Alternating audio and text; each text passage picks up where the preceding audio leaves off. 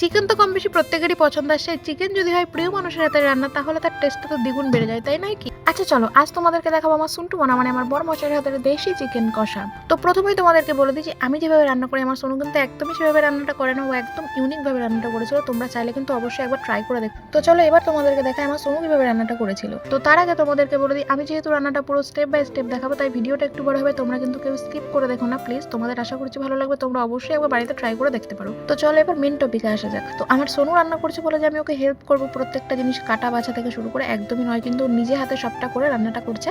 তো দেখো first time সবকিছু কাটা বাছা করে নিয়ে এখন আলু ভাজতে বসিয়ে দিয়েছে, আর আমি এদিকে দেখো ওর হাতে যে ট্যাটুগুলো রয়েছে সেগুলোই দেখাচ্ছিলাম, আর ও বলছিল যে না দেখিও না লোকে খারাপ বলবে, কিন্তু ওই যে কোনো কিছুতে যেহেতু আমাকে হেল্প করতে দেয়নি তাই আমি ওকে একটু বিরক্ত করছিলাম। আর আমার সোনুকে বিরক্ত করতে যে এত ভালো লাগে, ওকে জ্বালাতে যে আমি এত ভালোবাসি কি বলবো তোমাদেরকে। তো যাই হোক প্রথমে আলুগুলোকে খুব সুন্দরভাবে ভেজে তুলে নিয়েছিল, তারপর ওই তেলের মধ্যে ফোড়নে দিয়েছিল গোটা জিরে, গোটা গরম মশলা, তেজপাতা, তারপরে মাংসটা দিয়ে খুব সুন্দরভাবে ভেজে নামিয়ে নিয়েছিল।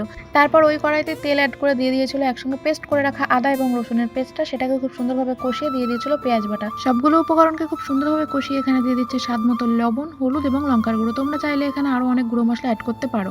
এরপর মশলাগুলোকে খুব সুন্দরভাবে কষাতে হবে যতক্ষণ না মশলার থেকে তেলটা ছেড়ে আসছে। তারপর মশলাটা খুব সুন্দরভাবে কষে গেলে দিয়ে দিতে হবে আগের থেকে ভেজে রাখা সেই মাংসগুলো, এবং মাংসটাকে দিয়ে খুব সুন্দরভাবে কষাতে হবে।